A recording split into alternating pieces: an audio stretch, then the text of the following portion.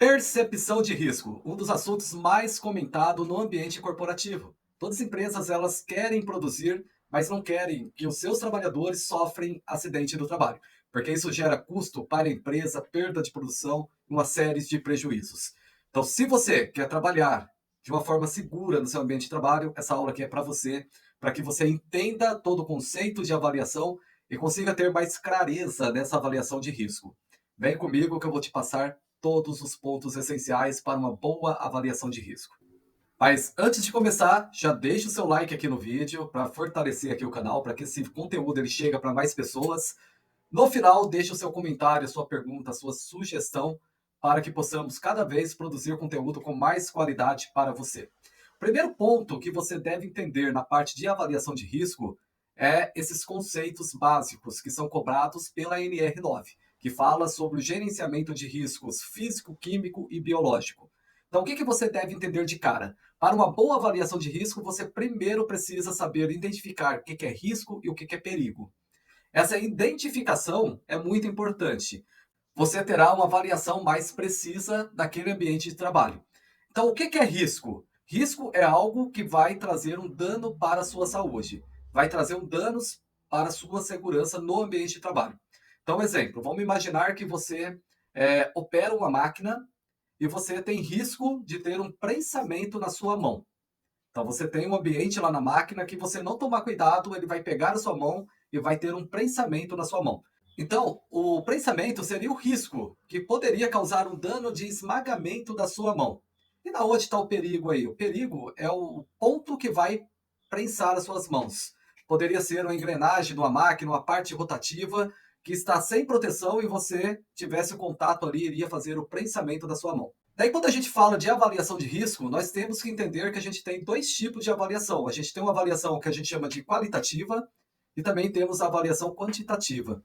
A avaliação qualitativa, eu vou usar meus pontos sensoriais do meu corpo para que eu possa fazer a avaliação do risco ali no ambiente de trabalho. Exemplo, se eu estou entrando num ambiente muito ruidoso, eu estou usando a minha audição para ter a percepção de risco naquele ambiente de trabalho. Se eu estou falando de um risco químico, né, um cheiro de produto, eu estou usando o meu olfato para sentir o cheiro de produto naquele ambiente de trabalho. Agora, se eu estou falando de um risco de uma peça cair sobre mim, de um esmagamento, eu estou usando meu campo de visão para ter a percepção desse risco. Então, eu estou usando meus pontos sensoriais do meu corpo, as minhas percepções, para ter uma avaliação qualitativa daquele ambiente de trabalho. Agora, quando falamos de avaliação quantitativa, aí eu vou usar equipamentos que vão mensurar esse risco, que vão medir esse risco no meu ambiente de trabalho. Então, se eu falo de um ruído, eu vou usar um decibelímetro, um dosímetro, para estar mensurando a quantidade de ruído que está naquele ambiente de trabalho. Então, aí eu estarei fazendo uma avaliação quantitativa. Então, essa forma de avaliação é muito importante que vocês entendam para saber como que funciona toda a parte da saúde e segurança do trabalho no seu ambiente de trabalho. Para que você consiga, sim, trabalhar, produzir de uma forma extremamente segura. Mas não adianta nada eu saber esses conceitos se eu não saber identificar a fonte geradora daquele risco no ambiente de trabalho. Por isso que você entender riscos e perigos são muito importantes, porque isso vai fazer você entender a fonte geradora de risco. Então, qual seria a fonte geradora de risco do exemplo que eu dei no início aqui do nosso vídeo? Seria uma máquina, um equipamento que tem partes rotativas que podem trazer um prensamento da mão do colaborador. Então, a máquina é a fonte geradora. O ambiente daquela máquina, aquela máquina, muitas vezes que está faltando uma proteção, seria a fonte geradora do risco. Vai ter um ambiente, uma parte de exposição que pode trazer um prensamento para o colaborador. Pode trazer um prensamento da sua mão, te causando um esmagamento. Agora que nós entendemos todos esses conceitos, vamos avançar um pouquinho.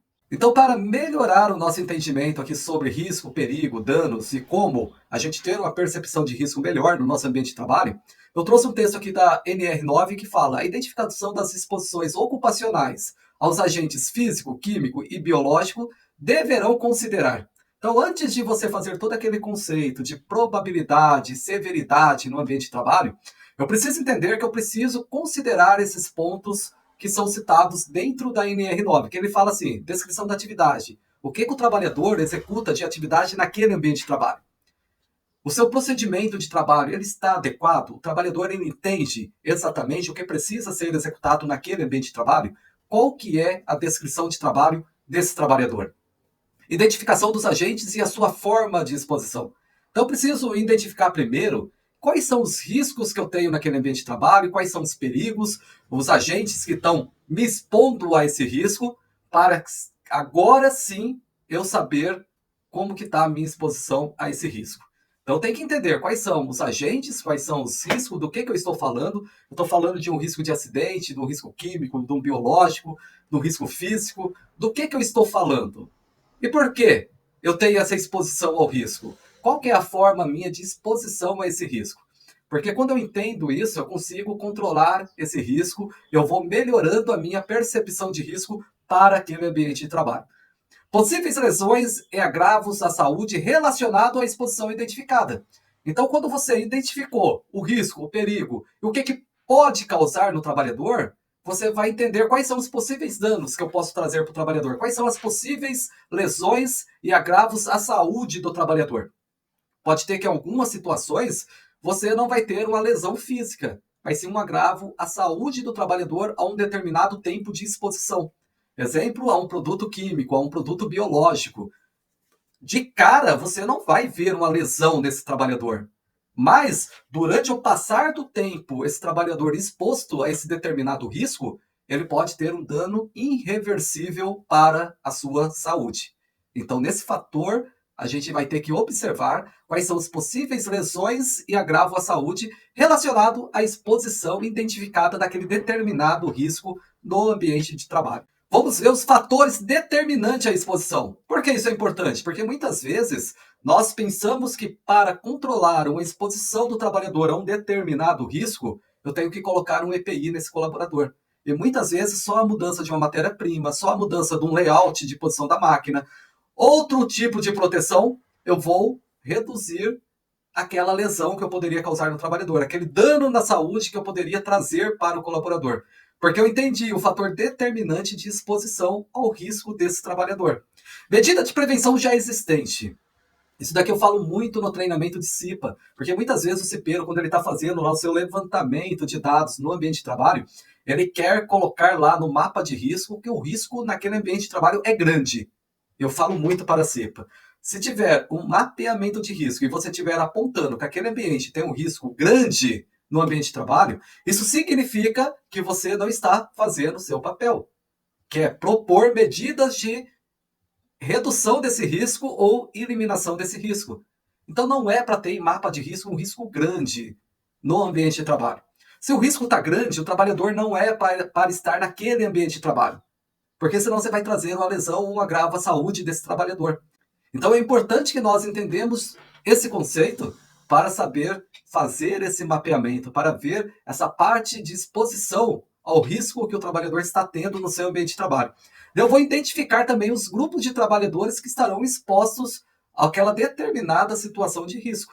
Esse grupo de trabalhador é um grupo de trabalhador que trabalha numa célula de máquina? É o grupo de manutenção? É o grupo de limpeza? Você identificar esse grupo fica mais fácil você propor medidas de controle para esse ambiente de trabalho. E daí a gente vai chegar na parte importante. Quando eu identifiquei esse risco, eu sei que esse risco pode trazer para o meu colaborador, eu vou para a minha hierarquia de controle desse risco. Lembrando que sempre a gente vai tentar eliminar o risco. Mas se não tiver como eliminar esse risco, eu vou ter que entender qual que é a minha fonte geradora. Essa fonte geradora, ela pode ser substituída para eliminação desse risco no ambiente de trabalho? Não, não pode. Então, quais serão as minhas medidas administrativas para esse ambiente de trabalho? Quando eu falo de medidas administrativas, eu estou falando de procedimento de trabalho, eu estou falando de treinamentos, eu estou falando da forma de prevenir aquela situação de risco naquele ambiente de trabalho com medidas administrativas. Quando passa essa parte de medida administrativa, eu vou para o controle de engenharia. Muitas vezes, o seu equipamento, a sua máquina, ela está trazendo um risco de prensamento para o trabalhador porque está faltando uma proteção física naquele local. Está faltando uma cortina de luz que quando o trabalhador ultrapassar aquele ponto, a máquina para sozinha. Então tem que pensar na minha medida administrativa. O que eu posso fazer para que esse trabalhador não tenha essa exposição a esse determinado risco? Quais são os pontos que eu posso fazer de engenharia, de controle de engenharia, para garantir a segurança do trabalhador? Depois eu passo lá para medidas de proteções coletivas, que seria uma parte de proteção física, seria um clausuramento de um motor que está produzindo um ruído excessivo no ambiente de trabalho, que seria uma barreira de proteção para que aquele agente que está ali naquele local não ultrapasse e chegue no seu trabalhador, seria um sistema de exaustão, de ventilação. Tudo isso é medidas de proteção coletiva que eu devo fazer naquele ambiente de trabalho. Após fazer todos esses pontos, e mesmo assim meu trabalhador tem risco de ter um dano ainda para a saúde, aí chegamos nos equipamentos de proteção individuais, os EPIs. Aí sim é a hora de pensar no EPI para proteger o seu trabalhador. Aí é a hora de pensar no protetor auditivo, no óculos de proteção. É hora de pensar na parte de proteção respiratória, uma máscara com filtro químico, um filtro orgânico. Aí você vai pensar no EPI.